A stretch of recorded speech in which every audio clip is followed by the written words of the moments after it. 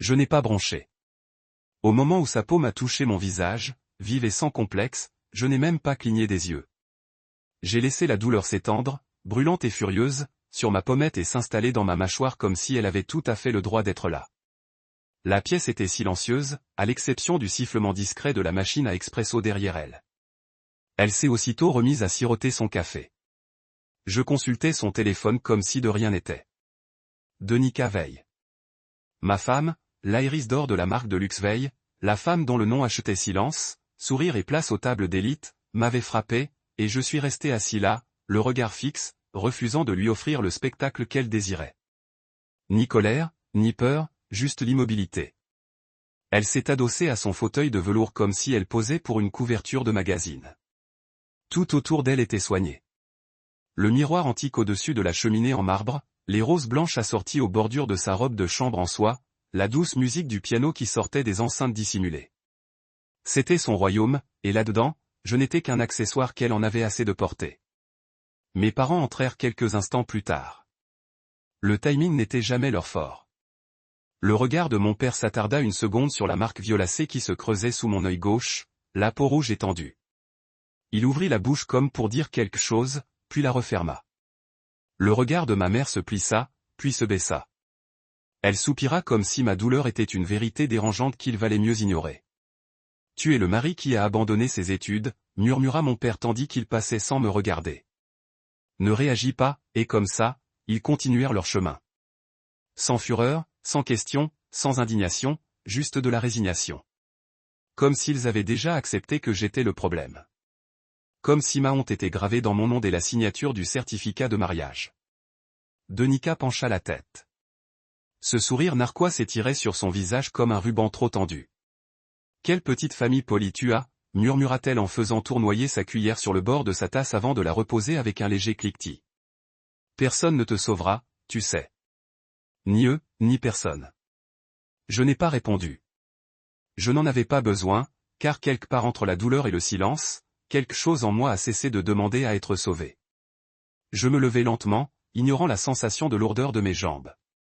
La pièce semblait plus froide maintenant. Ou peut-être était-ce simplement la clarté qui s'installait. Je la dépassai, le fauteuil en velours, la subtile trace de son parfum qui flottait toujours dans l'air comme un sentiment de droit acquis. Mes doigts effleurèrent le bord du comptoir en marbre en me dirigeant vers le miroir du couloir. Je fixai mon reflet, l'étudiai comme un inconnu. Mon œil était rouge, commençait à gonfler.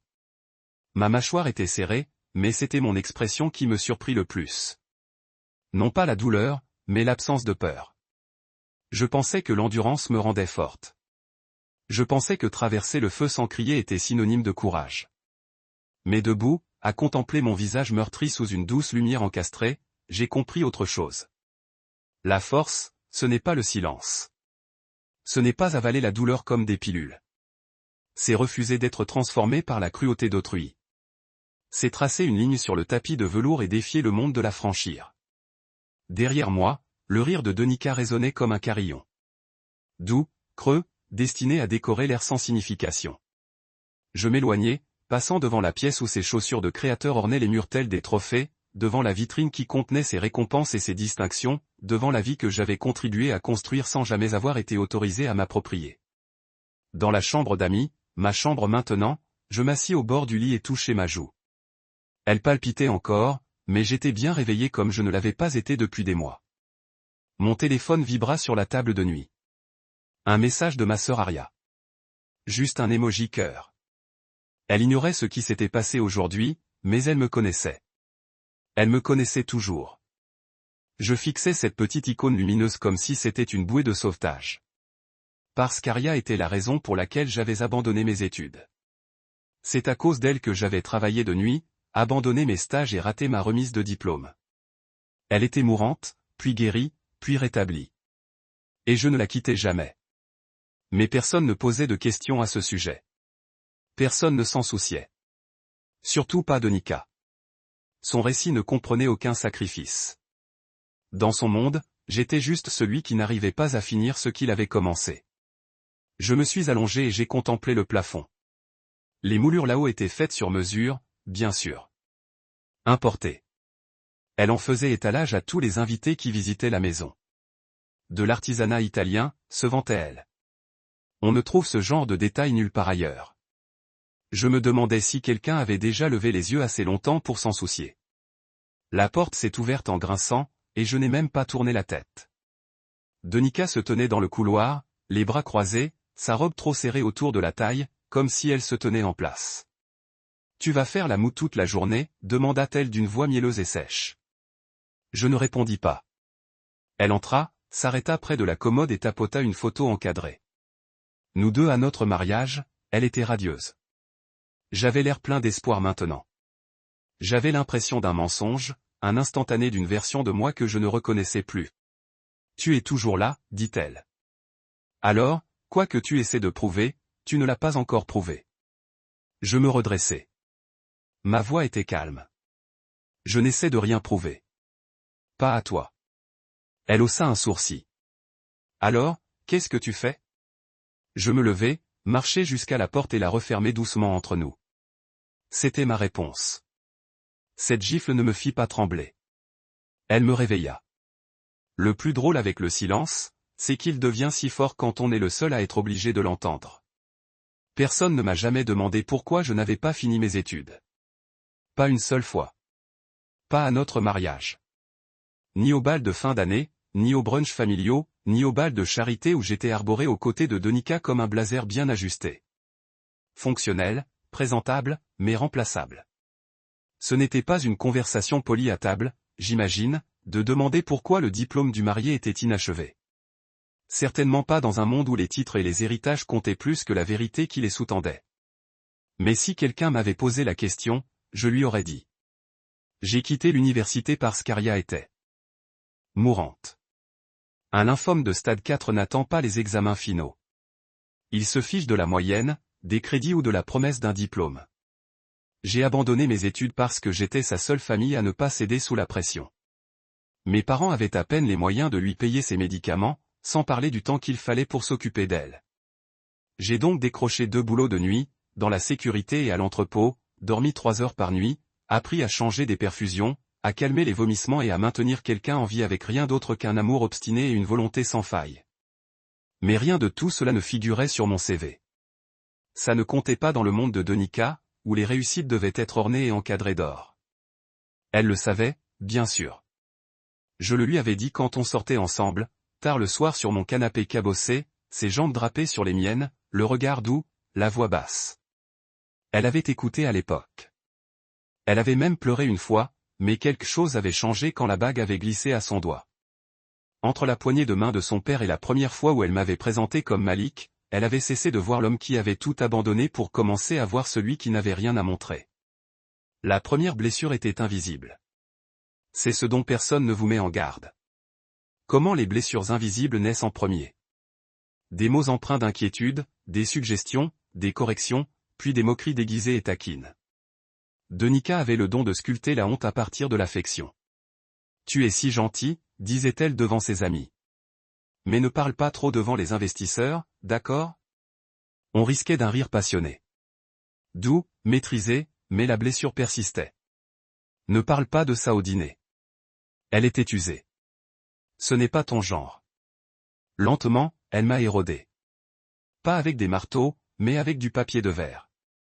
Assez lisse pour passer pour de l'amour. Assez aiguisé pour piquer. Quand les vrais bleus sont arrivés, j'étais déjà entraîné à les cacher. Celui qu'elle m'avait fait ce matin-là, cependant.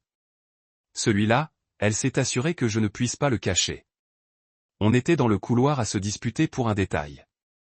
Je crois que c'était à propos de la liste du traiteur pour l'anniversaire de sa mère. Ou peut-être à cause de ma façon de parler au livreur. C'est comme ça que ça commençait toujours par un détail, quelque chose d'ordinaire. J'ai dit que je n'aimais pas sa façon de me corriger devant son équipe. J'ai dit que ça me faisait me sentir rabaissé. C'est le mot que j'ai utilisé. Rabais. Elle s'est retournée, le regard perçant, la voix mielleuse. Oh, Malik, on ne peut pas se sentir rabaissé quand on n'a jamais été à la hauteur. Puis elle s'est approchée et a murmuré, les hommes comme toi épousent des femmes comme moi pour s'élever. N'oublie pas ça. J'ai ouvert la bouche pour répondre. Honnêtement, je ne me souviens même plus de ce que j'allais dire, mais avant que je puisse parler, elle m'a giflé violemment, sèchement, avec calcul. Et cette fois, ce n'était pas dans l'intimité de notre chambre ni derrière des portes closes. Cette fois, c'était dans le couloir. Cette fois, la gouvernante était au coin de la rue. Cette fois, la cuisinière s'est arrêtée en plein milieu de la boutique. Cette fois, elle ne s'est pas cachée. Elle voulait que ce soit vu. Je suis resté figé. Ma main ne s'est pas levée. Ma voix n'a pas augmenté. Et je crois que cela l'a encore plus agacée. Elle a reculé, ajusta le revers de son chemisier et sourit comme si elle voulait juste appâter. « Tu devrais vraiment mettre de la glace là-dessus », a-t-elle dit d'un ton nonchalant, s'éloignant comme si la gifle n'était rien de plus qu'une suggestion en réunion. Je suis allé aux toilettes et j'ai fermé la porte derrière moi. Je me suis regardé dans le miroir, pas seulement pour constater les dégâts. Bien qu'elle fût là, rouge et furieuse, mais en quête de quelque chose de plus profond. Je voulais trouver la ligne. Celle où je devenais quelqu'un que je ne reconnaissais pas. Où le silence, de stratégie, se transformait en capitulation. Où l'amour se transformait en loyauté et la loyauté en peur. La ligne n'était pas derrière moi. Elle était sous moi. Et j'en avais assez de marcher dessus. Je me tamponnais la joue avec un linge froid. La douleur palpitait à chaque contact. Ce n'était pas seulement superficiel. Elle irradiait en moi, allumant quelque chose d'ancien en moi. Ni de rage, ni même de chagrin, de clarté. Je sortis de la salle de bain et me dirigeai vers notre chambre. Son côté du placard était impeccable, coloré, assorti à la saison. Mon côté ressemblait à une valise d'invités emballée à la hâte. J'attrapai un sweat à capuche et l'enfilai sur ma tête, en partie pour me réchauffer, en partie pour cacher la marque. Non par honte, mais par stratégie. Qu'elle pense que j'étais toujours silencieux. Qu'elle croit que j'étais toujours cette version apprivoisée de moi-même qu'elle avait sculptée. Qu'elle me sous-estime encore un peu. Dans le tiroir de la chambre d'amis, j'ai ouvert un petit carnet noir que j'avais caché pendant 6 mois. Il y avait des noms, des dates, des photos, les fois où elle avait crié sur les serveurs, les noms des employés de maison qui avaient démissionné en silence. Un chauffeur m'a même envoyé un message l'année dernière. Je prie pour que vous soyez libre, monsieur.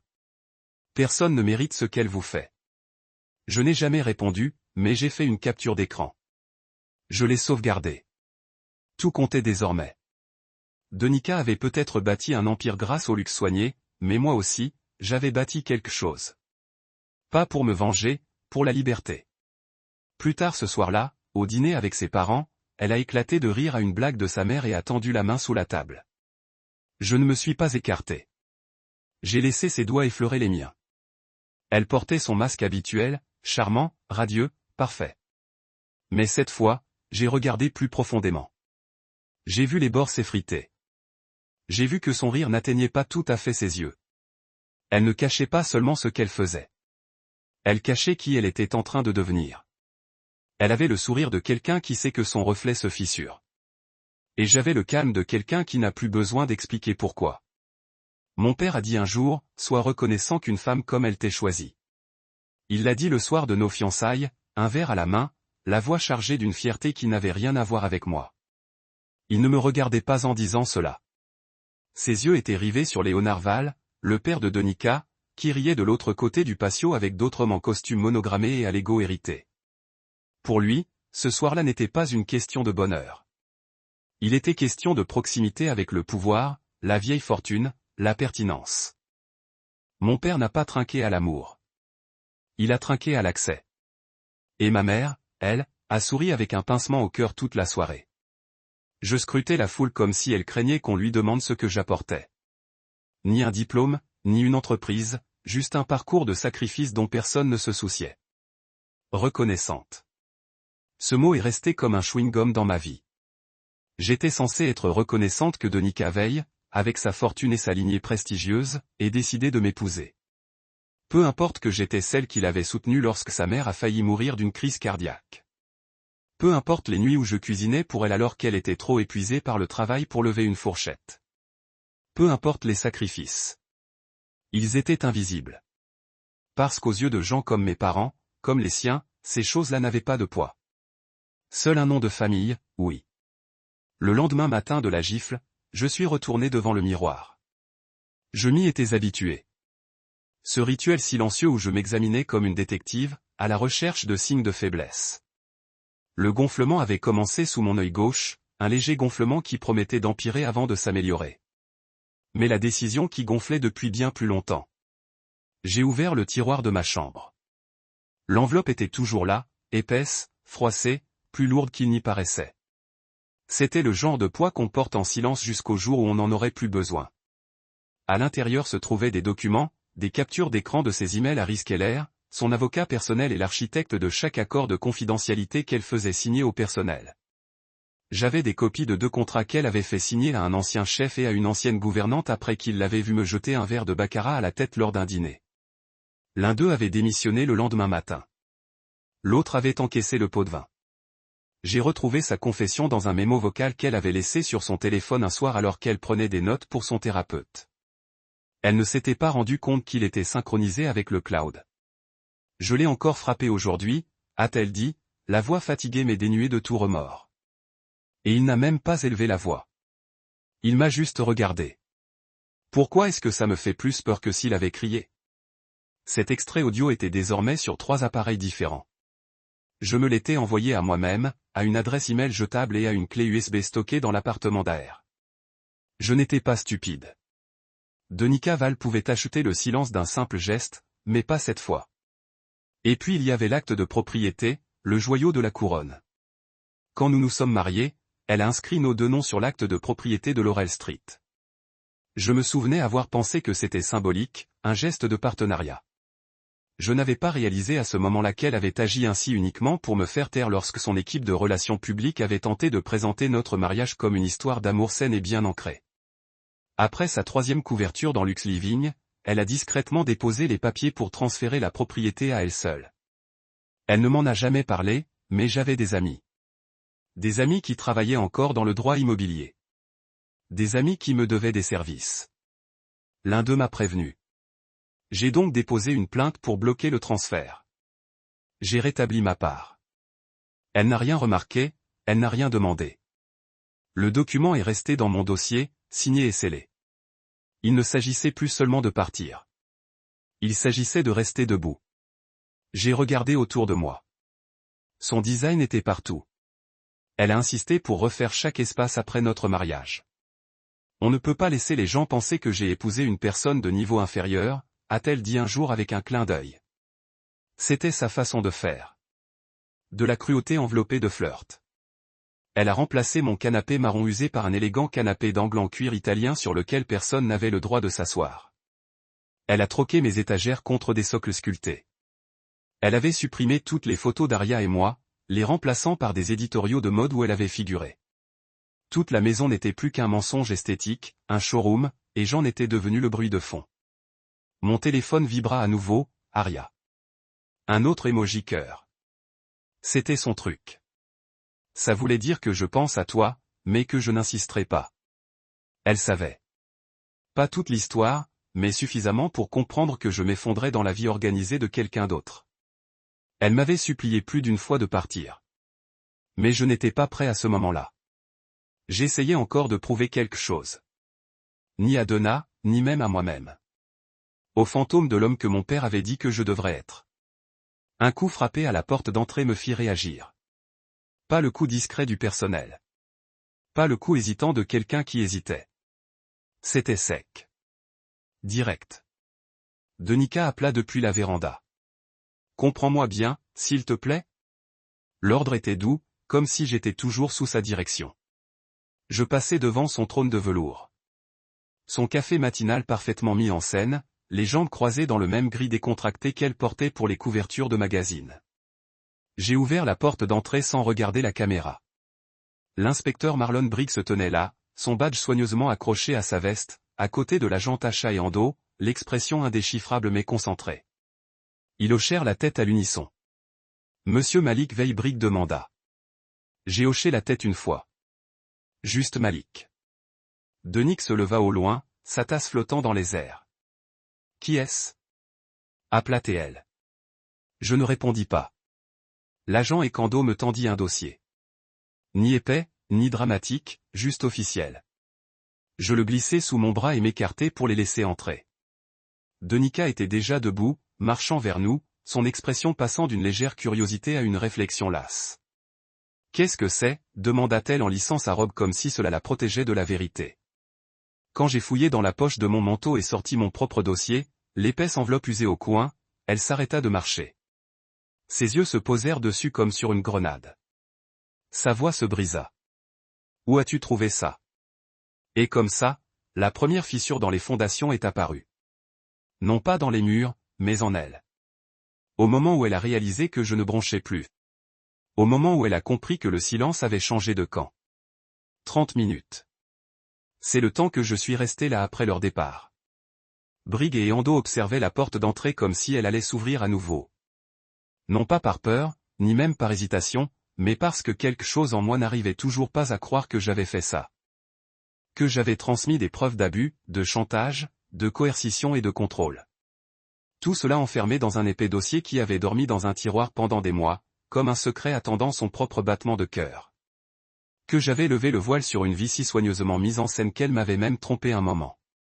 Denica n'avait pas dit un mot quand les policiers étaient sortis. Elle n'avait pas crié. Elle n'avait pas supplié.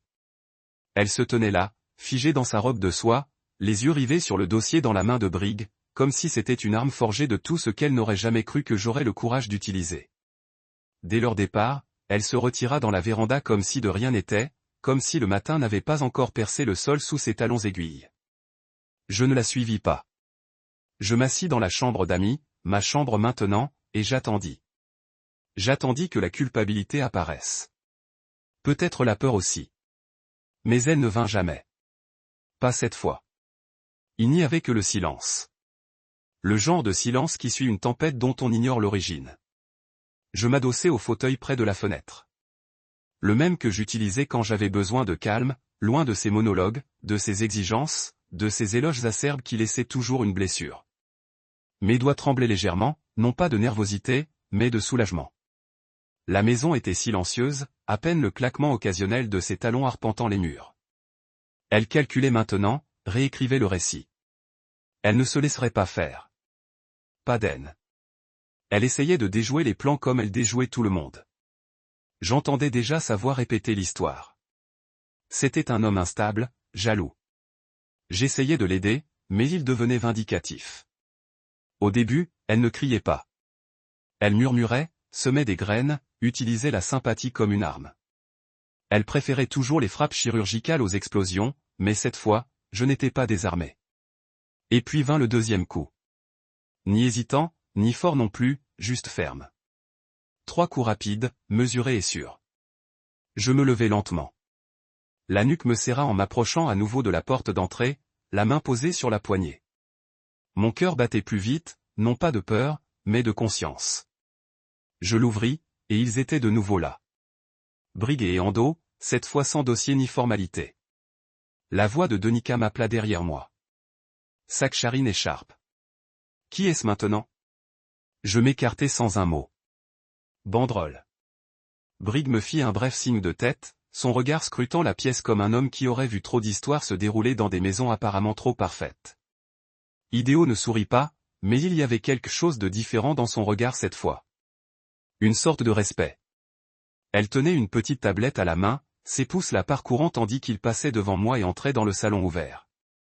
Denica était toujours assise, son café rafraîchi, les jambes croisées comme si elle organisait un brunch plutôt qu'une confrontation.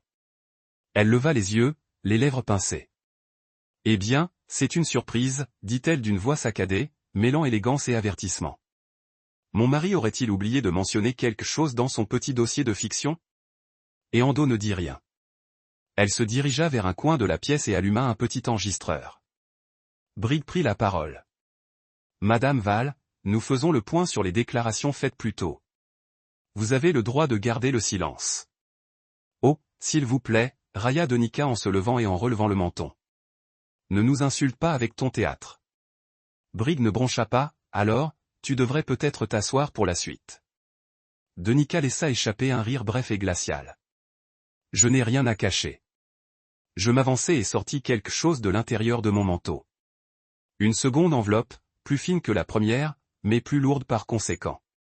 Je la tendis à Ando, qui l'ouvrit avec précaution, son regard se perdant dans les photos qu'elle contenait, des impressions de documents, des captures d'écran, des entrées d'agenda enregistrées, le tout lié à des accords secrets qu'elle avait elle-même rédigés. Certains signés, d'autres falsifiés.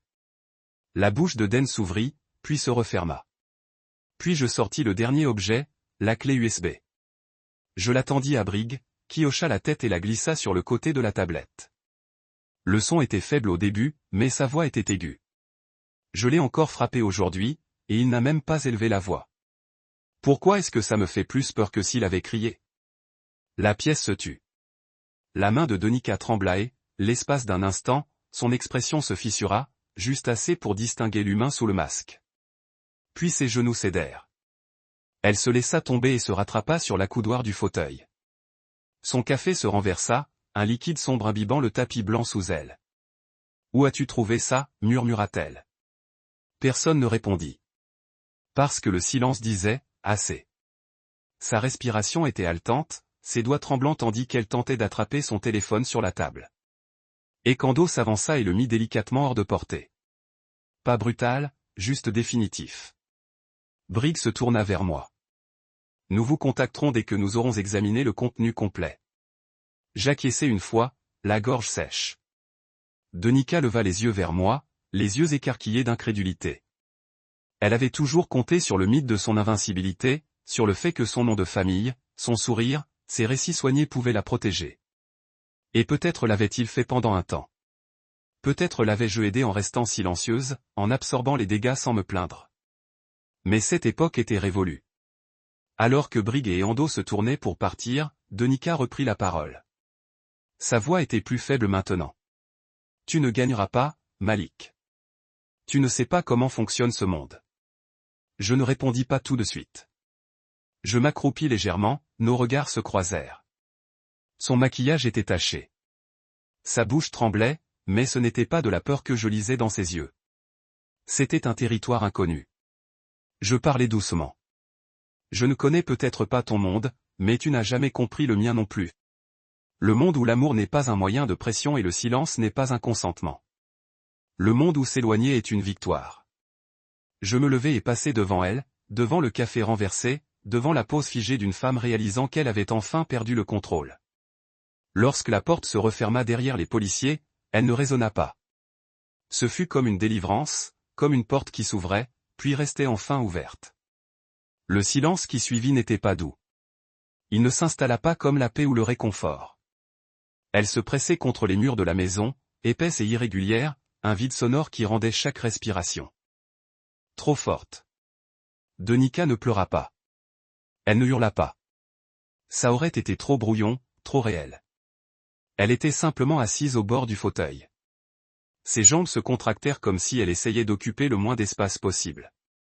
La tache de café sur le tapis avait déjà commencé à noircir, s'infiltrant plus profondément dans les fibres, s'étendant vers l'extérieur d'une manière presque poétique.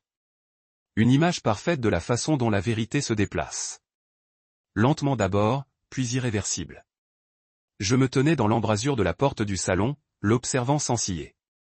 Elle leva les yeux vers moi une fois, mais pas comme avant. Pas de sourire narquois, pas d'autorité dans ses yeux.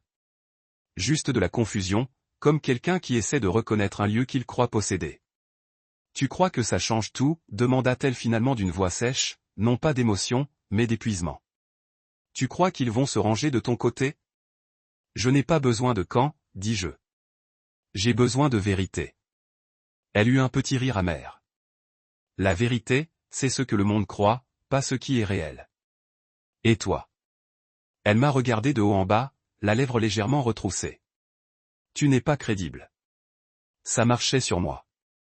Ce genre de déclaration, enveloppée de velours et trempée de venin, me faisait douter. Elle avait un don pour ça, transformer le doute en logique. Mais plus maintenant. Je suis entré lentement dans la pièce, chaque pas mesuré, et je me suis assis dans le fauteuil en face d'elle. Pendant un instant, nous nous sommes simplement regardés, un tableau de ce qu'était devenu notre mariage. Deux personnes occupant le même espace, respirant le même air, mais vivant des vies totalement différentes. Tu as toujours pensé que le silence était ton arme, ai-je dit. Tu t'en es servi pour me priver d'affection, de réponse, de dignité. Tu t'en es servi pour m'effacer une règle tacite à la fois. Tu pensais que je me tairais pour toujours. Denica croisa les bras. Tu menais une vie confortable. J'ai incliné la tête. Le confort n'est pas la paix. Elle a détourné le regard. Tu étais faible. Tu n'as jamais riposté. J'ai hoché la tête lentement. C'est ce qui t'a le plus effrayé. Que j'ai accepté? Que je sois resté? Parce que tu ne pouvais pas me briser bruyamment.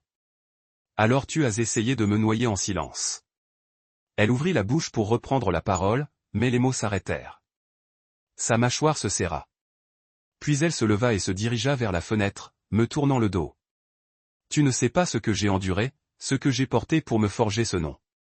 La pression, les attentes. Je ne savais pas. Peut-être pas les détails exacts, mais je savais ce que c'était que de porter un poids que personne n'applaudissait. De survivre à des choses qu'on ne pouvait expliquer sans être qualifié de dramatique ou de blessé. Mais je ne l'ai pas interrompu. Laisse-la parler. Laisse-la ressentir le silence qu'elle utilisait autrefois comme arme. Tu crois que ces mémos vocaux vont intéresser les gens, demanda-t-elle en se tournant légèrement, le ton plus haut. Tu crois que quelques bleus et quelques clips enregistrés au hasard vont détruire l'empire que j'ai bâti? Je me levai lentement. Pas pour menacer, ni pour prouver quoi que ce soit, juste pour rétablir la paix entre nous. Non, dis-je. Mais ils révéleront ce que tu pensais que personne ne verrait jamais. Et je ne suis pas la seule. Elle cligna des yeux. Qu'est-ce que ça veut dire? Ça veut dire que d'autres se manifestent. Des gens réduits au silence, achetés, intimidés. Certains de tes employés, ton ancien chauffeur, même une de tes assistantes d'il y a 2 ans, celle que tu as licenciée après t'avoir vu me jeter un vase dessus. Elle se figea. Tu n'as pas de preuves. Je n'en ai pas besoin, dis-je doucement. Ils racontent leurs propres histoires maintenant. Le silence ne t'appartient plus. Denica recula d'un pas, juste un, mais suffisamment pour trahir la peur qui avait fini par lui échapper. Je ne criais pas. Je ne claquais pas les portes. Mais ce silence que je portais n'était plus à elle. C'était le mien, et il était plus fort que tout ce qu'elle avait jamais entendu. On frappa à la porte, pas la police cette fois. Son avocat, Rhys Keller, entra, impeccable dans son costume anthracite, serviette à la main. Il marqua une pause en me voyant, puis tourna son regard vers Denica, comme si elle était une cliente au bord de l'effondrement. Parlons, dit-il, scrutant déjà la pièce, calculant. Denica hocha la tête d'un air hébété et le suivit jusqu'au bureau, fermant la porte derrière eux. Je me dirigeai vers la cuisine et me préparai une tasse de thé noir, chose que je n'avais pas faite depuis des semaines dans cette maison, car même ce genre de routine était surveillé, jugé. Trop amer, disait-elle, et c'est quelque chose de plus doux. Comme si même mon goût et mon thé avaient besoin d'être retravaillés. Je le sirotai lentement et m'appuyai contre le comptoir. 10 minutes passèrent, puis 20. Puis Ri revint seul. Il ne me regarda pas en passant, murmurant simplement, « Vous aurez de nos nouvelles. » J'acquiesçai. Dan ne ressortit plus. Ce soir-là, je restai allongé dans la chambre d'amis, le seul espace de la maison qui me semblait vaguement mien, et je fixai le plafond. Le silence planait toujours, mais il n'était plus le sien. Ce n'était plus une cage. C'était de l'air. Lourd, mais le mien. J'ai pris mon téléphone, 2 nouveaux messages, un d'Aria, et j'ai vu le message. Je suis fier de toi. Tellement fier. Et un d'un numéro inconnu. J'ai travaillé pour elle pendant 6 mois. Je me suis cru fou. Merci d'avoir parlé. Je n'ai pas pleuré, mais j'ai senti quelque chose se détendre dans ma poitrine. Un nœud que je portais depuis des années, qui se dénouait enfin. Elle m'avait supplié de ne pas aller jusqu'au bout. Elle avait tout essayé, les larmes, les menaces, elle avait même appelé sa mère pour servir de médiatrice.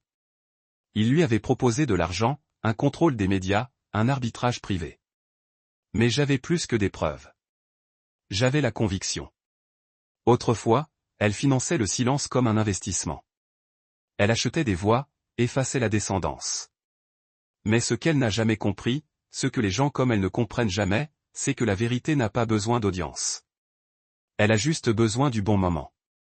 Et ce soir-là, dans le silence pesant et brutal de cette maison, la vérité résonnait plus fort que son nom ne l'avait jamais été.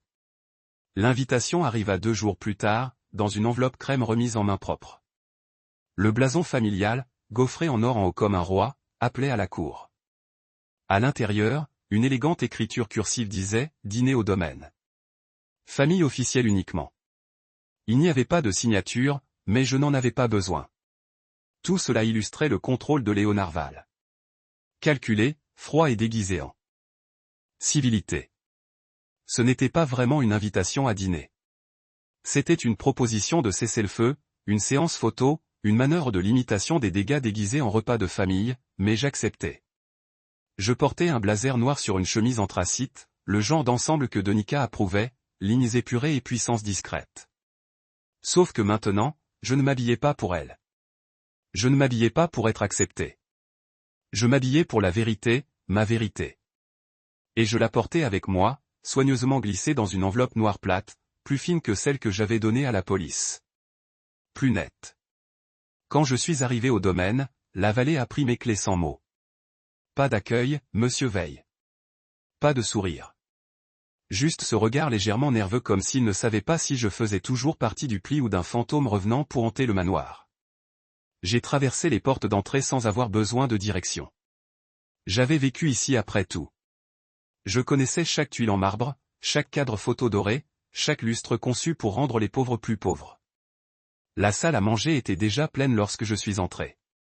Léonard à la tête, bien sûr, flanqué de la mère de Donika, Adrien, et de deux de ses oncles. Donika s'est assise à droite, regardant composé dans une robe cramoisie et des boucles d'oreilles en or qui correspondaient à son extérieur réfrigéré. Quand elle m'a vu, elle cligna des yeux une fois. Pas de sourire, pas de salutation, juste cette expression serrée qu'elle portait quand les choses se sont glissées de ses mains. Léonard se tenait les bras larges comme un hôte dans un spectacle de cuisine. Malik, content que vous puissiez y arriver. Assis-nous. Il n'a pas offert de poignée de main. C'était révélateur. J'ai pris mon siège à l'extrémité opposée, plaçant l'enveloppe à côté de mon verre à vin sans un mot. Le dîner a commencé comme prévu. Bisque de homard, salade de betterave avec fromage de chèvre, médaillon de steak sur un lit de purée d'ail. Chaque bouchée était assaisonnée de tension. Adrienne a parlé d'une nouvelle ouverture de spa à Aspen. Un oncle a parlé du hockey de la chaîne d'approvisionnement dans l'un de leurs secteurs de vente au détail. Donika, elle a siroté son vin comme si elle était dans un clip, détachée et sans faille. Personne n'a reconnu le scandale. Personne ne m'a demandé comment j'étais. C'était tout le théâtre jusqu'à ce que Léonard déposa enfin sa fourche, s'éclaircit la gorge et me donne le sol. Alors, Malik, a-t-il dit, voix douce mais coupée. Nous comprenons qu'il y a eu des frictions. Les émotions peuvent être élevées dans n'importe quel mariage, mais nous sommes la famille et la famille règle les choses en interne. Il jeta un coup d'œil à l'enveloppe. Je laisse le silence s'étirer un peu plus longtemps que nécessaire avant de répondre. Cette enveloppe, ai-je dit, hochant la tête, contient des preuves qui contredisent ce que l'équipe de relations publiques de votre fille a tourné depuis la semaine dernière.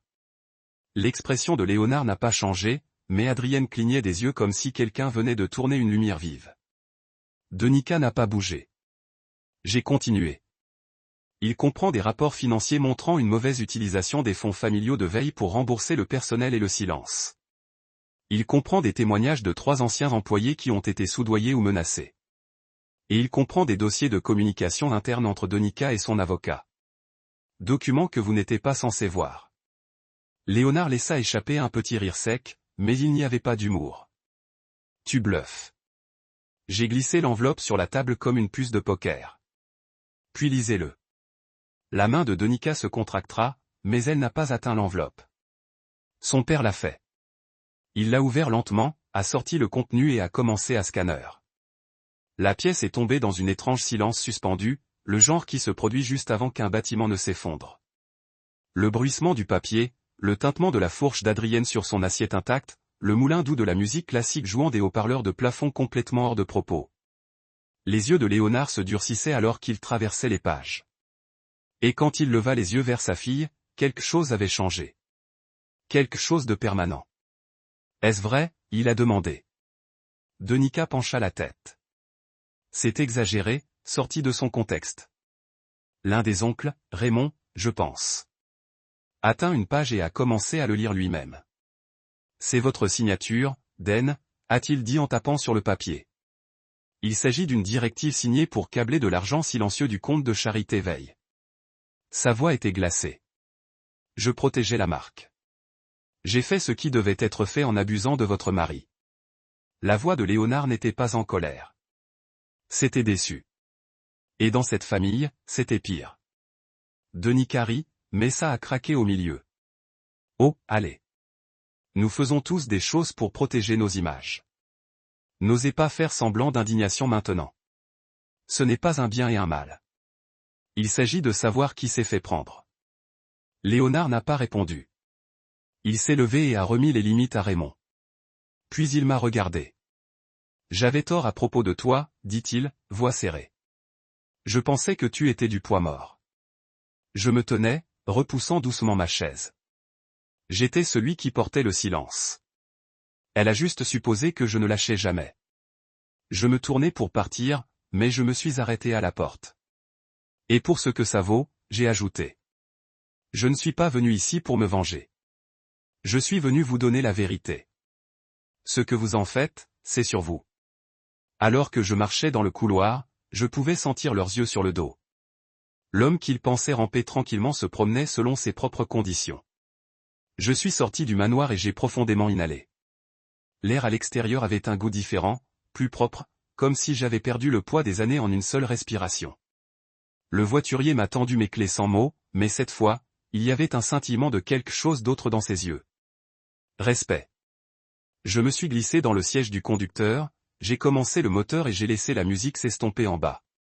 Jazz. Quelque chose qu'Aria m'avait fait entrer. Quelque chose que Denika a toujours dit manquait d'ambition. Je l'ai informé. Alors que je m'éloignais du domaine, je n'ai pas regardé dans le rétroviseur. Certains endroits une fois partis ne méritent pas un coup d'œil en arrière. Et pour la première fois depuis des années, la vérité s'est assise à côté de moi. Pas comme des bagages, mais comme la liberté. Ils ont à nouveau envoyé Ri, bien sûr. Il a toujours donné les mauvaises nouvelles enveloppées dans un langage poli et des documents suffisamment épaisses pour enterrer toute protestation. Il s'est présenté le lendemain matin dans mon appartement à l'improviste, vêtu de son costume gris de requin habituel, lié droit, souffle menthe, yeux froids derrière des cadres de coquilles de tortue. Le coup était net, 3 robinets exacts. Je n'ai presque pas ouvert la porte, mais je l'ai fait. Je voulais le regarder dans les yeux quand j'ai dit non. Malik, il m'a accueilli avec un signe de tête peu profond comme si nous étions des partenaires commerciaux qui se réunissaient pour un désaccord et non un avocat arrivant pour balayer des antécédents d'abus sous le tapis. Ça vous dérange si je viens? En fait, j'ai répondu, en sortant et en fermant la porte derrière moi. Dites ce que vous devez dire. Il m'a fait un sourire qui ne touchait pas ses yeux et a tiré un dossier de manie de sa mallette. Il s'agit d'un règlement proposé. Contrat de confidentialité joint. Une offre généreuse. Comme c'est généreux. 7 chiffres, transfert immédiat, pas de tribunal, pas de presse. Vous signez et nous enterrons tout. C'est une chance de passer à autre chose. Propre et clair. Je n'ai même pas regardé le document. Et en échange, vous retirez toutes les réclamations publiques, supprimez toutes les preuves communes et acceptez une clause de non-négociation, a-t-il dit comme s'il récitait un rapport météorologique. Vous allez dans votre sens, elle va la sienne. Tout le monde gagne. Non, dis-je catégoriquement. Son front se contracta légèrement. Vous voudrez peut-être y penser. Des offres comme celle-ci ne durent pas. Je me rapprochai, baissant ma voix. Je ne suis pas à vendre, Ri. C'était toujours son erreur, pensant que tout avait un prix, y compris les gens. Il inclina la tête. Tout le monde a un numéro. Je l'ai fait, dis-je. C'était ma dignité. Elle l'a déjà dépensé. Il m'a étudié pendant un long moment comme s'il essayait de décider s'il s'agissait d'un bluff. Puis il a ramené le dossier dans son cas. Elle ira publique, Malik. A-t-il averti. Elle fera tourner ça. Vous savez que les médias l'aiment. Vous serez peint comme amer, manipulateur, instable. Alors laissez-la, dis-je. C'est elle qui a laissé des ecchymoses, Ri. Je viens de laisser la preuve. Il m'a donné un long regard illisible avant de se tourner pour y aller. Cela aurait pu être facile, marmonna-t-il. Je ne fais plus facilement. Quand il est parti, je me suis tenu dans le couloir pendant quelques secondes, laissant le moment s'installer. Je ne me sentais pas victorieux. Je me sentais solide, ancré, comme pour la première fois, je suis entré entièrement dans ma propre peau. 3 heures plus tard, j'ai tout posté. Pas en rage, pas par dépit, mais parce que la vérité méritait la lumière, pas le stockage. La vidéo était courte. Une voix off de 5 minutes avec des noms expurgés pour la protection, mais des comptes détaillés. L'audio de la confession de Donika. Capture d'écran de la NDA, elle a forcé le personnel à signer. Preuve des fonds mal utilisés. Je l'ai terminé avec un message simple. Ce n'est pas une vengeance. Ceci est la version. Si vous avez vécu quelque chose comme ça, vous n'êtes pas seul. Vous n'êtes pas faible. Et tu n'es pas fou. Je n'y ai pas attaché mon visage. Je laisse l'histoire se tenir seule. Il n'avait pas besoin de mon nom. Il avait besoin d'oreilles. À la tombée de la nuit, il avait plus d'1 demi-million de vues. À minuit, plusieurs anciens employés avaient commenté de manière anonyme, confirmant les modèles, faisant écho au contrôle, les menaces, les gains silencieux. Un compte a même téléchargé une lettre de démission qu'ils avaient écrite mais jamais envoyée, datée il y a 3 ans, citant des explosions émotionnelles violentes de Donika. La lettre s'est terminée avec « Elle est intouchable. Je veux juste sortir ». L'histoire s'est déplacée plus vite que ce à quoi je m'attendais. Les blogs l'ont ramassée. Des journalistes indépendants ont commencé à tirer sur les fils. Un point de vente de mode a fait un titre en sourdine où Whispers Sewed the Velvet, un regard plus approfondi sur le voile empire. Donika n'a pas répondu, pas directement, mais la marque Veil a fait une marque Lullaby, Deeply Concerned, Committed to Truth, Actively Reviewing Klein. Donika's name wasn't in it. Neither was mine. But the shift had started. You could feel it. The brand no longer stood behind her. It stood apart, waiting to see if she'd fall. My inbox fied. Some messages were supportive. Survivor, Stranger, People who just needed to say thank you, Buoter notes aucun. Anonymous Tree, accusation, plein d'Etiwa sa mère, essayant de l'abattre de l'argent ou de la vengeance, mais je n'ai pas répondu parce que je n'avais pas besoin de défendre la vérité. Protégez-le. Ce soir-là, j'ai fait une promenade au bord de la rivière. Il y avait un petit endroit près du bord, calme et surtout vide, où Arya et moi nous sommes assis en tant qu'enfants, en sautant des pierres et en faisant semblant d'être des messages vers le futur. Je me suis assis là pendant longtemps, en regardant l'eau se déplacer sous la lueur orange des réverbères. Et pour la première fois depuis des années, je ne me sentais pas comme un fardeau. Je ne me sentais pas petit. Je ne me sentais pas comme la version de moi que Donika avait essayé de réduire. Je me sentais comme moi. Arya a appelé vers 9 ans. Je l'ai mise sur le conférencier et je l'ai laissé parler. J'ai vu la vidéo, dit-elle, la voix tremblant légèrement. Vous avez l'air fort, pas en colère, pas amer, juste. Je n'étais pas sûr que quelqu'un me croirait. J'ai admis qu'ils n'avaient pas besoin de vous croire, a-t-elle répondu. Ils avaient juste besoin de vous entendre. Et vous les avez fait écouter. Nous avons parlé pendant 1 heure, ri, pleuré, nous souvenons. Elle m'a dit qu'elle avait contacté certains du personnel que j'ai mentionné et proposé de les connecter avec des services de soutien. C'était Arya, tournant épave dans quelque chose d'utile. Après avoir raccroché, je me suis tenu au bord de l'eau et j'ai laissé le silence entourer à nouveau. Mais c'était différent maintenant. Ça ne suffoquait pas. C'était sacré. Les miens. Donika avait passé des années à acheter le silence, à rembourser l'inconfort, à effacer les histoires. Mais pas celui-ci. Celui-ci a vécu. Il avait des racines maintenant. Et son argent, il ne pouvait pas acheter le terrain d'où il poussait. 3 jours après la mise en ligne de la vidéo, mon téléphone s'est allumé avec un numéro que je n'avais pas enregistré, mais que je savais par cœur. L'écran a lu l'appelant inconnu, mais je pouvais l'entendre dans le silence avant de répondre. Donika a toujours eu un rythme pour son timing. Frapper lorsque le feu s'éteint. Quand la foule prend une respiration. Et c'était son souffle. Son moment de faire semblant rien de tout cela ne resta.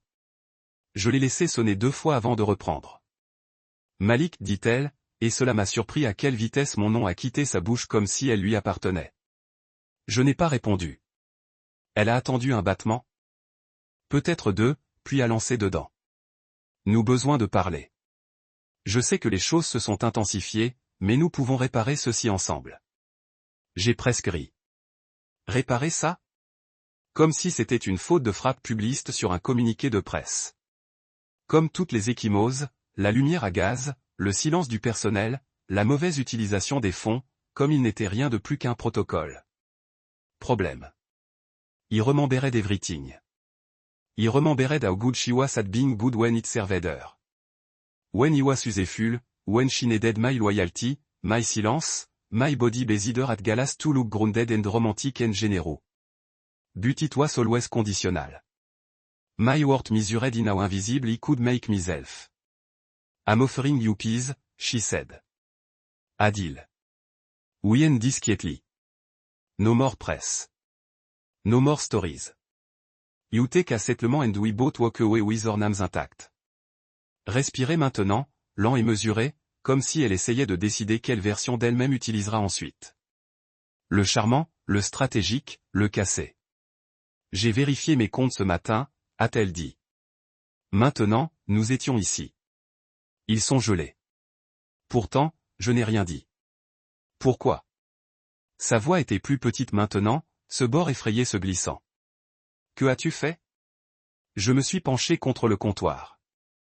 La fenêtre s'ouvrit à côté de moi, laissant entrer le son du trafic bien en dessous. Vous vous souvenez de la propriété Laurel Street? Un battement. Bien sûr, l'acte ne vous a jamais été entièrement transféré. Vous avez déposé les documents, mais vous n'avez pas vérifié la réclamation finale. Je l'ai bloqué avant qu'il ne soit effacé. Elle maudit sous son souffle. J'ai vendu ma part, j'ai poursuivi. Et j'ai signalé les fonds caritatifs comme suspects grâce à un chien de garde tiers. Au moment où le rapport a atteint son système, ils ont signalé vos comptes d'entreprise. Audit de routine a suivi. Balayage de conformité. Rien de personnel. Tu m'as ruiné, siffla TL. Le masque glisse enfin. Non, dis-je calmement. Tu as fait ça quand tu as commencé à traiter les gens comme une monnaie. Vous avez toujours voulu du pouvoir. Est-ce ça? Je te sens fort maintenant? Non, dis-je. Je me sens libre. La ligne est restée silencieuse. Pendant longtemps, je pensais peut-être qu'elle a raccroché, mais elle a dit quelque chose que je ne m'attendais pas. J'ai peur. Et pendant un instant, je l'ai cru. Pour la première fois dans tous les sourires calculés et elle a soigneusement composé des interviews, elle a sonné humain. Mais je ne répondais pas à un confort. Notre maison partagée lorsque j'ai marché sur les œufs, je ne dérange pas la tempête à l'intérieur de la tempête quand je suis restée silencieuse parce que je pensais que le silence était le coup de son amour. Tirer le dernier des fichiers. N'avait pas sorti. Pas parce que j'avais peur, parce que je n'en avais pas besoin. Ils étaient une assurance, pas pour la vengeance, pour la tranquillité d'esprit. Si elle essayait de riposter, si elle essayait de me salir au-delà de la réparation, j'avais les moyens de me protéger. Mais une partie de moi espérait qu'elle ne le ferait pas. Une partie de moi espérait qu'elle prendrait le silence pour ce que c'était, la fermeture. Plus tard dans la soirée, je me suis assis sur le sol de mon appartement, de la musique basse, des lumières éteintes et j'ai parcouru les messages que j'avais reçus depuis la vidéo. Un d'un homme de l'Oregon. Elle ressemble à mon ex. Je pensais que j'étais fou jusqu'à maintenant. Merci. Un autre d'une femme à Barcelone. Je travaille à la mode. Je me demandais toujours. Vous m'avez donné un langage pour des choses que je ne pouvais pas nommer. Ils ont afflué des histoires, de la gratitude, de la douleur, de la libération, et j'ai compris quelque chose que je n'avais pas auparavant. Mon histoire n'était plus seulement à moi. Il avait fait l'écho dans la vie des autres, sculpté le silence ouvert et rendu la dignité à des étrangers que je ne me rencontrerai jamais. Qui importait plus que de l'argent, plus que de nettoyer mon nom? C'était l'antidote du mensonge que Donna avait vécu. Ce silence peut être acheté et le pouvoir signifie ne jamais répondre à la douleur. Un coup est venu à la porte. Je ne m'attendais à personne, mais je me suis levé et je l'ai ouvert. C'était Aria. Elle a tenu un sac en papier, attaché de la nourriture et zéro jugement. Je me suis écarté et je l'ai laissé entrer. Nous nous sommes assis par terre à manger du pad thaï et à rire de la façon dont je pensais que la citronnelle était un ingrédient de shampoing. Nous avons parlé de tout, du poids de tout cela, du tronçon de guérison, de l'étrange forme des nouveaux débuts. Et à un moment donné, Elle m'a regardé et a dit, vous savez, vous avez l'air différent. Comment? Comme un homme qui n'attend pas d'être choisi. Cela a frappé plus fort que je ne m'attendais à ce que je ne m'attendais pas si longtemps, je ne réalisais pas que je faisais. Oudent. Meb Shide learn. Or Meb Shide juste rebuild the facade. That wasn't my concern anymore. Because now the only account that mattered was the one I had with myself. And it wasn't frozen. It was finally open. It started with a knock that didn't belong. Not sharp like Rises legal sumi. Not calculated like Donna. This one was hesitant. Try un event tap like the knocker wasn't sure if they should be here at all. He had just finished washing the dish. La fenêtre craquelait ouverte pour laisser entrer la brise de la rivière. Je ne m'attendais à personne. La plupart des gens ont envoyé des SMS ou appelé en premier. Maintenant, après la rupture de l'histoire, mon monde s'est rétréci aux personnes qui se souciaient suffisamment de l'enregistrement et de ceux qui voulaient m'utiliser pour leur propre récit. J'avais filtré l'échelle, mais ce coup, il ne correspondait à aucun des deux groupes. J'ai ouvert la porte. Là se tenait mon père. Derrière lui, ma mère, les bras pliés, un sac à main serré étroitement sous son coude comme si c'était un bouclier. Mon père avait l'air plus âgé que je ne me souvenais, les lignes plus profondes, la posture légèrement penchée comme si les derniers mois l'avaient vieilli plus que les années précédentes. Son regard a atterri sur moi, s'arrêta, puis se déplaça quelque part devant mon épaule, comme s'il avait besoin de temps pour traiter que je n'étais plus derrière les portes de Donica. « Pouvons-nous entrer ?» il a demandé. Je me suis écarté sans répondre. Ils sont entrés tranquillement, les talons de ma mère cliquant doucement contre le bois dur. Elle a pris l'appartement, la disposition propre mais modeste, l'odeur de la citronnelle et du bois de santal qui persistait de l'encens y allumé ce matin-là. Pas de sol en marbre, pas d'art mural personnalisé, juste une simplicité. Elle n'a pas caché son inconfort. Mon père, en revanche, a regardé autour de lui comme s'il ne s'attendait pas à ce qu'il se sente comme à la maison. Je n'étais pas sûr de répondre, a-t-il dit en s'asseyant sur le bord de mon canapé. Je ne l'ai pas fait, répondis-je, appuyant contre le mur en face d'eux. Il y avait un long silence, pas le type froid et armé de Donica, mais la pose épaisse et maladroite entre les gens qui avaient trop ignoré pendant trop longtemps. Ma mère a regardé la fenêtre ailleurs sauf. Mon père s'est frotté les paumes contre ses genoux comme s'il travaillait jusqu'à quelque chose. Nous avons vu la vidéo, a-t-il finalement dit. Tout cela. Ma mâchoire s'est resserrée. Et nous nous sommes trompés, a-t-il dit, les mots traînant comme s'ils pesaient plus que ce à quoi il s'attendait. À propos d'elle, à propos de vous, à propos de tout. Je ne l'ai pas laissé me laver comme la rédemption. Je le laisse reposer parce que le pardon n'est pas un réflexe. C'est un choix. Et certains les choses doivent être parlées à haute voix, même si elles piquent. Tu ne m'as pas protégé, dis-je. Ma mère baissa les yeux. Vous avez protégé votre fierté, votre réputation. Vous vous souciez davantage de la façon dont il cherchait à vous marier dans de l'argent que de ce que cela ressentait de le voir disparaître à l'intérieur de ce mariage. La bouche de mon père s'est ouverte, mais aucun mot n'est venu. Je suis venu à toi meurtri, j'ai poursuivi. Pas une fois, plusieurs fois.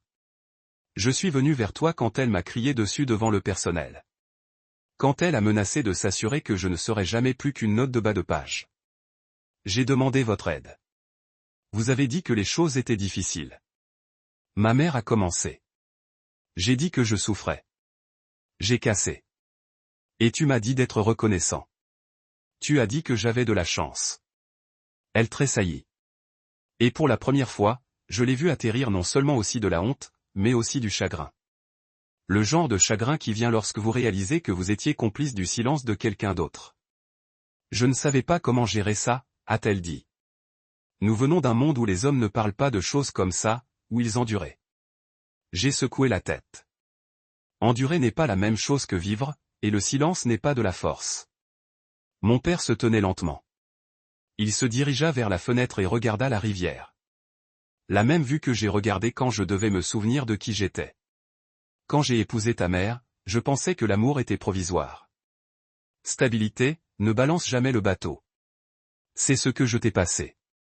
Et ça m'a presque tué, dis-je tranquillement. Il a tourné. Je sais que ces deux mots, simples, sans fioriture, sont plus profonds que toutes les excuses.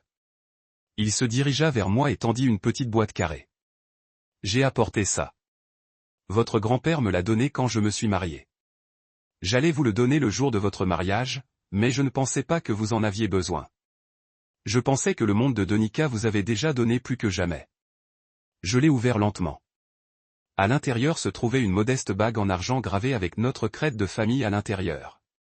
Rien de flashy. Juste un jeton calme de continuité. Tu me vois toujours comme ton fils? J'ai demandé. A toujours fait, a-t-il répondu. Nous avons juste oublié comment montrer il. J'ai regardé l'anneau pendant longtemps avant de fermer la boîte. Je ne suis pas qui j'étais avant. Vous devriez savoir que nous ne serions pas ici si nous pensions que vous l'êtes, a-t-il dit. Ma mère a finalement parlé, plus douce cette fois. Vous souvenez-vous quand vous aviez 12 ans et que vous êtes tombé de votre vélo sur les marches de Ridgey? Vous êtes rentré à la maison gratté, saignant, pleurant. Je me suis précipité pour te nettoyer, mais tu m'as dit de ne pas appeler papa. Vous avez dit qu'il me dirait juste de le faire parcourir. Je me souviens. J'ai dit. Elle tendit la main dans son sac et sortit une enveloppe. J'ai gardé cela, une lettre que vous avez écrite après cela. Vous ne lui avez jamais donné. Vous l'avez cachée dans votre étagère. Je l'ai trouvée des années plus tard lorsque nous déménagions. J'ai pris les limites, déplié le papier lentement. Mon écriture, inclinée, désordonnée, émotionnelle. Je veux juste que papa me voie. Pas le garçon qui pleure, pas celui qui tombe, mais moi. Je n'ai pas besoin de lui pour tout réparer. J'ai juste besoin de lui pour me présenter. Ma gorge se resserra. Je pense nous vous avons échoué bien avant que Donika ne l'ait fait. Elle a dit qu'il n'y avait pas de réconciliation spectaculaire après cela. Pas de câlin de groupe, juste calme. Honnête, et dans cette immobilité, quelque chose a changé. Je les ai vus comme des gens, pas seulement des parents, mais des individus façonnés par la peur, le silence et leurs propres histoires non résolues. Et peut-être, juste peut-être, nous en écrivions enfin un nouveau. Je les ai versés tous les deux. Nous nous sommes assis à la table de la cuisine, le bourdonnement du réfrigérateur, le seul son pendant un certain temps. Où allez-vous d'ici? Demanda mon père. Je ne sais pas, admis-je. Mais je sais à quoi je ne reviens pas. Et cela suffit pour l'instant. Ils sont restés 1 heure. Nous avons parlé d'Aria, d'enfance, même de rire une fois quand ma mère a essayé d'utiliser ma bouilloire électrique bon marché et a presque brisé la poignée. Ce n'était pas parfait, mais c'était un début. Quand ils sont partis, mon père a fait une pause à la porte. Vous n'avez pas à nous pardonner maintenant, mais j'espère que vous nous permettons de gagner notre place. Des étapes, mais je suis resté dans la rue. Je ne me suis plus senti vide. Le miroir plus tard dans la nuit, je n'ai pas tressaillé à mon reflet. Je me tenais plus grand. Non pas parce qu'ils se sont excusés, pas même parce que le monde me croyait maintenant, mais parce que je me croyais moi-même. Et que plus que tout était le poids que j'avais attendu pour fixer. 1 mois plus tard, je me suis retrouvé debout devant le manoir que j'appelais chez moi. Je n'étais pas là pour me venger ou la fermeture ou l'un des petits arcs soignés que les gens essaient de lier les fins. J'étais là parce que je me promenais dans le quartier. Pas de plan, pas de théâtre, juste là. La vie a une façon de faire boucler, vous donnant un aperçu silencieux de votre ancien moi à une distance de sécurité juste pour voir ce que vous ferez. Les voies de voile semblaient toujours vierges. Les sculptées à la perfection contre nature. L'allée pavée à frotter propre. Même la porte en laiton brillait comme si elle était polie avec l'ambition. Mais c'était différent maintenant, creux, comme si quelqu'un avait sorti l'âme de l'endroit et n'avait laissé qu'une salle d'exposition derrière. Je me tenais de l'autre côté de la rue, les mains dans mes poches, regardant sans me sentir beaucoup. Cela m'a surpris. Je m'attendais à une sorte de douleur, une pan de perte, peut-être même de la rage. Mais ce que je ressentais était plus vide que tout cela, comme regarder une photo de quelqu'un que vous connaissiez mais ne manque plus. Puis je l'ai vu. Il se tenait près de la porte, jeune, garniture, probablement au début de la trentaine. Costume frais, bien ajusté. J'étais un peu trop impatient, trop brillant. Il tenait une bouteille de champagne dans une main, regardant les yeux vers le manoir comme si cela tenait des promesses dont il n'avait pas encore appris à avoir peur. La porte s'ouvrit et Den est sortie. Elle avait exactement la même apparence, impeccable, polie, comme si les mois ne l'avaient pas du tout touchée. Mais je savais mieux. vous ne perdez pas autant de contrôle et sortez indemne, même si les cicatrices sont invisibles. Elle lui sourit parfaitement répété et plaça sa main sur son bras alors qu'il se tournait vers l'entrée. Je n'ai pas bougé. Je n'ai pas appelé. Je viens de regarder et tout ce que je pouvais penser était, j'espère qu'il a un plan parce que le charme n'est pas la sécurité. L'argent n'est pas la paix. Et la beauté n'augmente pas la gentillesse. J'avais appris que la manière à la dure par des incréments douloureux lent jusqu'à ce que je n'étais rien de plus qu'une ombre vêtue de vêtements sur mesure. Denica ne m'a pas vu. Ou peut-être qu'elle l'a fait et j'ai choisi de ne pas le reconnaître. De toute façon, je ne me suis pas attaché. Performance, je l'ai construit avec une intention. Juste parce qu'ils ne se sont pas battus pour vous que vous ne valez pas la peine de vous battre. Citation utilisée pour me faire mal. Maintenant, ça me fait respirer. Je me souviens des jours où j'ai mesuré ma valeur par la façon dont les autres m'ont traité. Lorsque le silence de mon père a compris plus profondément que les mots, lorsque la louange de Den ressemblait à de l'oxygène et à sa désapprobation comme la suffocation. J'ai vécu si longtemps en essayant de gagner de l'amour que j'ai oublié qu'il n'était pas censé être gagné. Il était censé être donné librement, pleinement, sans condition. L'homme que je suis maintenant n'aurait pas duré dans ce monde. Non pas parce qu'il ne pouvait pas, mais parce qu'il choisirait de ne pas le faire. Le miroir au-dessus de ma commode est fissuré au coin. C'est de cette façon. Je l'ai laissé. Non pas parce que je ne pouvais pas le remplacer, mais parce que j'aime le rappel. Cette imperfection ne signifie pas briser. Ces dégâts ne signifient pas inutiles. Que vous pouvez refléter la lumière même avec un défaut. La plupart du temps, je me sens plus léger. Pas en apesanteur, pas invincible, juste plus léger. Le genre de lumière qui vient après une longue tempête. Lorsque l'air est clair et lourd avec possibilité, Aria visite souvent. Elle apporte des livres, des bougies et des recettes elle a trouvé en ligne mais refuse de suivre. Nous rions plus maintenant. Rire vrai, le genre qui vient d'un endroit intact par la honte. Elle m'a dit une fois, vous ne lui avez pas survécu. Vous vous êtes souvenu de vous. Une couverture chaleureuse après des années de froid. Je n'ai pas besoin de Den pour m'excuser ou le monde pour valider ce que j'ai enduré. J'ai vu qui je suis sans leur approbation. Et j'aime cet homme. Il est stable. Il est calme mais pas petit. Il est marqué mais pas ruiné. Il n'a pas peur de sa propre réflexion. Donc, quand je passe des miroirs maintenant, je cherche à ne pas vérifier si je suis présentable, pour ne pas voir si j'ai caché la douleur assez bien. Je regarde parce que je veux le voir. L'homme qui a refusé de disparaître. Je vois les lignes gravées de la tension. La douceur qui est retournée à mes yeux. La force dans mes épaules qui ne vient pas de tout tenir, mais de laisser enfin tout sortir. C'est qui je suis maintenant. Et pour la première fois depuis très longtemps, cela suffit.